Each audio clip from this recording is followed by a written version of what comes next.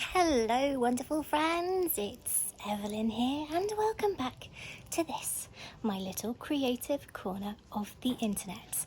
As you can see my friends, summer is still here. So glad about that. So this week my friends, I'm continuing with some summer sewing with this. The most gorgeous floral cotton lawn from my friends at Minerva. This week we're going to create the perfect summer skirt, and this is going to be a really quick and satisfyingly easy project my friends, perfect for beginner sewers or anyone needing a palette cleanse easy sew. Yes, so without further ado, let's get to creating the perfect summer maxi skirt. And if you haven't, remember to subscribe my wonderful friends.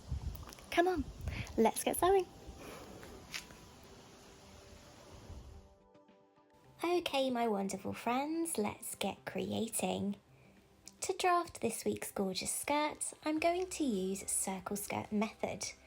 Now if this idea fills you with terror with all of the maths involved, then fear not my friends, because I have an entire video dedicated to it right here on the channel.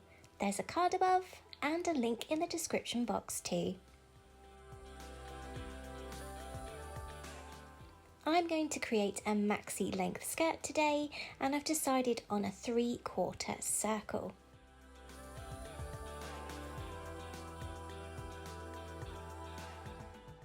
Using the methodology from my circle skirt video, I calculated my required radius to make my little pattern that you can see on the screen here. And as you can see friends, you really don't need to go all out and pattern the entire skirt piece. In fact, drafting just the radii of your pattern on the corner of an A4 piece of paper like I have here not only saves you both time and paper, but also means that this pattern piece can be used to make any length of skirt you like. All you need to do is trace that radius onto your fabric and then measure outwards by your chosen length, plus 1 seam allowance and 1 hem allowance. Sorted.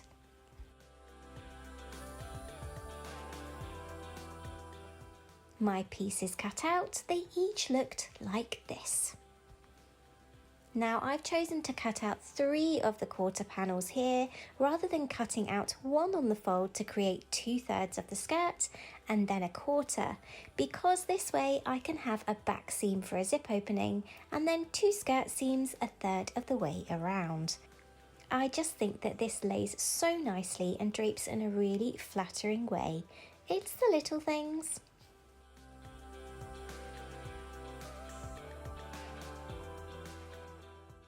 With those skirt pieces cut out, I cut a simple waistband from the fabric which measured my waist measurement plus seam allowances and 1 inch or 2 for an overlap closure, and I got so excited that I basted those skirt panels together and got it all pinned on Betty.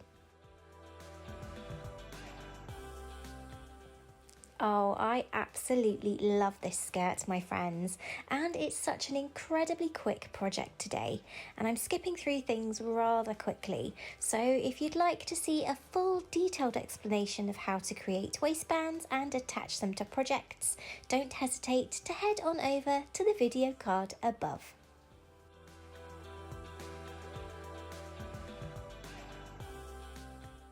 Back off of Betty, those side seams and below the zip centre back seam were all properly sewn, before an invisible zip was sewn at the centre back and that simple waistband was attached.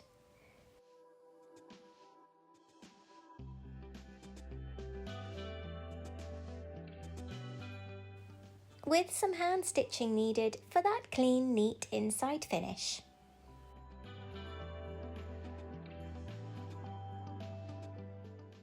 And for that rather large curved hem, lately I've been loving to use bias tape to hem skirts, attaching one edge of the tape with its right side facing upwards onto the right side of the hem, sewing it all around before folding the tape to the inside and top stitching in place. Because the bias tape is stretchy, it allows me to easily hem a large curve like this one without any unsightly and annoying puckers or folds. Wonderful.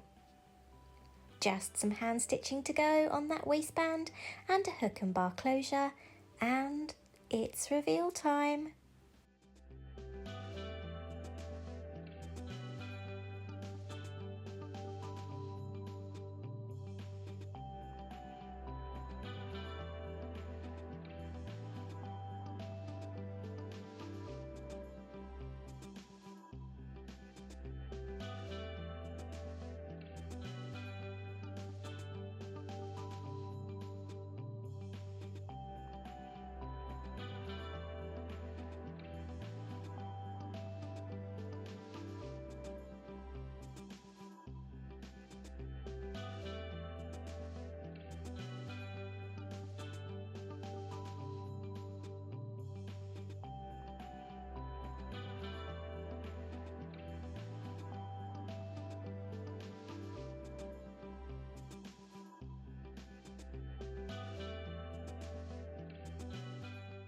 Wow, my friends, I loved this skirt when it was on the faithful Betty, but now I'm wearing it, I love it even more.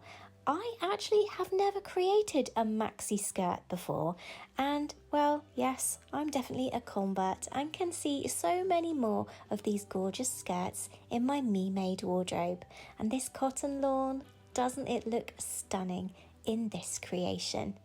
But until the next time, my friends, when we'll be creating even more gorgeous summer wear, take care and stay safe, and I'll see you then. Bye, friends.